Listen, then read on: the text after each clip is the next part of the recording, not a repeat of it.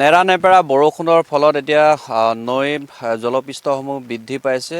তিনিচুকীয়াত ইতিমধ্যে টিংৰাই নদীৰ জলপৃষ্ঠ বৃদ্ধি পাইছে আৰু যাৰ ফলত তিনিচুকীয়াৰ কিছু কিছু অঞ্চলত এতিয়া কৃত্ৰিম বানৰ সৃষ্টি হৈছে। আৰু এই মুহূৰ্তত মই তিনিচুকীয়াৰ বৰগুৰিত উপস্থিত আছোঁ আৰু বৰগুৰি হৈছে তিনিচুকীয়া জিলাখনৰে এটা হৃদপিণ্ড বুলি ক'লেও বহাই কোৱা নহ'ব।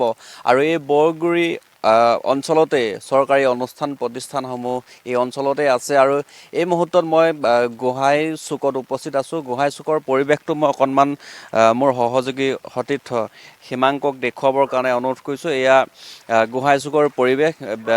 কালিৰ দিনটোৰ প্ৰায় হেঙালগুৰি গাঁৱৰ গোহাঁই চুকৰ এই অঞ্চলটো এটা বিস্তীৰ্ণ অঞ্চল জলমগ্ন হৈ আছে। আৰু ইয়াৰ যিসকল জনসাধাৰণ এই জনসাধাৰণ এতিয়া ঘৰতে আবদ্ধ হৈ থাকিবলগীয়া হৈছে। কোনো ক'লেও এই কৃত্ৰিম বানৰ পৰা ওলাব পৰা নাই। এককাল এআঁঠু সদৃশ এতিয়া পানী, আৰু এই পানী এতিয়া এই অঞ্চলৰ পৰা ওলাই যাব পৰা নাই, আৰু যাৰ কাৰণে এতিয়া কৃত্ৰিম বানৰ সন্মুখীন হ'বলগীয়া হৈছে এই বৰগুৰিবাসী ৰাইজ। আৰু এই মুহূৰ্তত তাৰে পৰিৱেশখিনি দেখুৱাইছোঁ। যিহেতু বৰষুণ এই মুহূৰ্ততো অব্যাহত আছে, নেৰানেপেৰা বৰষুণৰ ফলত এতিয়া নদ নদীসমূহৰ জলপৃষ্ঠ ক্ৰমান্বয়ে বৃদ্ধি পাই আহিছে। তিনিচুকীয়াৰ টিংৰাই নদীৰ জলপৃষ্ঠ বৃদ্ধি পাইছে, আৰু সেই জলপৃষ্ঠই এতিয়া ৰংপুৰীয়া অঞ্চলৰ কেইবাটাও বাসগৃহ ইতিমধ্যে বুৰাই পেলাইছে আৰু কৃত্ৰিম বানৰ সৃষ্টি কৰিছে। আৰু এই মুহূৰ্তত বৰগুৰিত উপস্থিত আছোঁ। আৰু বৰগুৰি যিহেতু এটা বিস্তীৰ্ণ এলেকা, ককৰাতলি, বৰগুৰি, তিনিচুকীয়া জিলা কাৰাগাৰকে আৰম্ভ কৰি হেঙালগুৰি এই অঞ্চলখিনি এতিয়া এটা বিস্তীৰ্ণ এলেকা জলমগ্ন হৈ আছে। যিহেতু ইয়াৰ পৰা কোনো লোক দুটা দিন ওলাই যাব পৰা নাই, তেওঁলোক গৃহবন্দী হৈ আছে। মই অকণমান স্থানীয় লোক আছে, যিহেতু তেওঁলোক গৃহবন্দী হৈছে, এটা মই অকণমান কথা পাতিব বিচাৰিম যে কালিৰ দিনটোৰ পৰা আপোনালোকে গৃহবন্দী হৈ থাকিবলগীয়া হৈছে। ইয়াৰ যিখিনি পানী ক'ৰ পৰা আহে আৰু পানীখিনি কিয় ওলাই যাব পৰা নাই? চাওক, আমি সৰুৰ পৰা দেখিছোঁ। আমি আমাৰ এতিয়া প্ৰায় 60 বছৰ সময় হ'ল। আমি সৰুৰ পৰা ইমান ডাঙৰ পানী দেখা নাই। বৰষুণ হয়, দুদিন এদিনতে গুচি যায়। কিন্তু এই ঘটনাটো ঘটিছে যিদিনাখনৰ পৰা আমাৰ বাইপাছটো বনিল।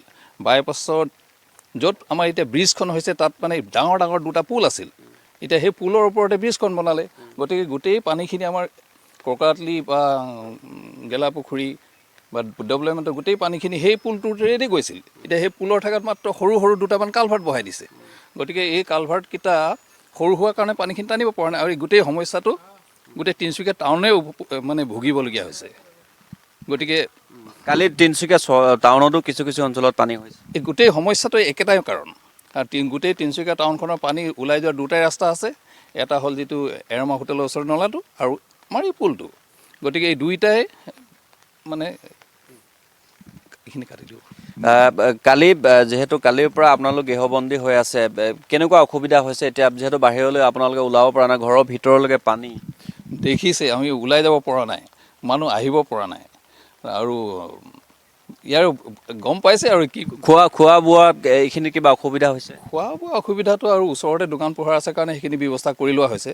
কিন্তু সেইটো অসুবিধা হোৱা নাই। কিন্তু পানী যেতিয়ালৈকে নোলায়, গোটেই গেলা পানী, নলা পানী, লেট্ৰিনৰ পানী চব একাকাৰ হৈ গৈছে। এতিয়া প্ৰশাসনে এইখিনি কেনেধৰণৰ ব্যৱস্থা গ্ৰহণ কৰিছে? প্ৰশাসনৰ তৰফৰ পৰা কিবা কৈছে?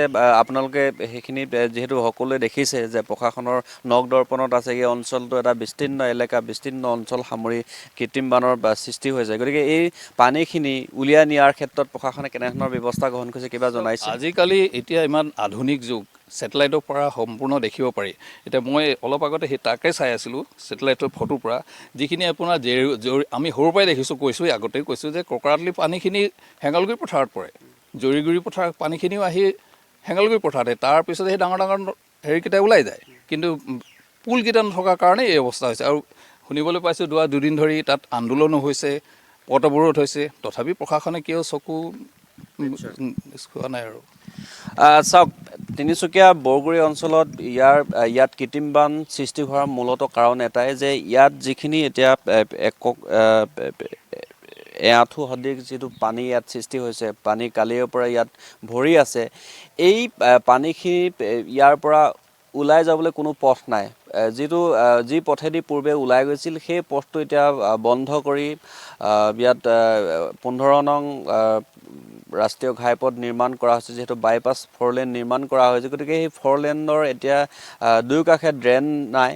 সেই ড্ৰেইন নিৰ্মাণ নকৰাৰ ফলত এতিয়া এই পানীখিনি তিনিচুকীয়াৰ বৰগুৰি হৈ চহৰলৈকে সোমাই যোৱাৰ বুলি ইতিমধ্যে স্থানীয় লোকসকলে উল্লেখ কৰিছে। যিহেতু এই হেঙালগুৰি অঞ্চলতে ককৰাতলি, গেলাপুখুৰী সকলো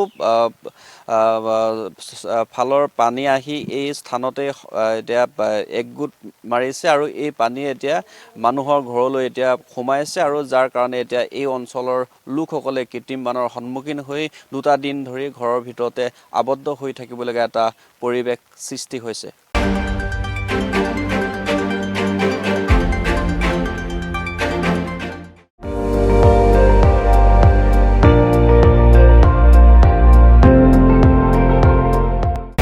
আপুনি চাই আছে ND24, সৰ্বশ্ৰেষ্ঠ নহয় সৰ্বোত্তমৰ দৌৰ।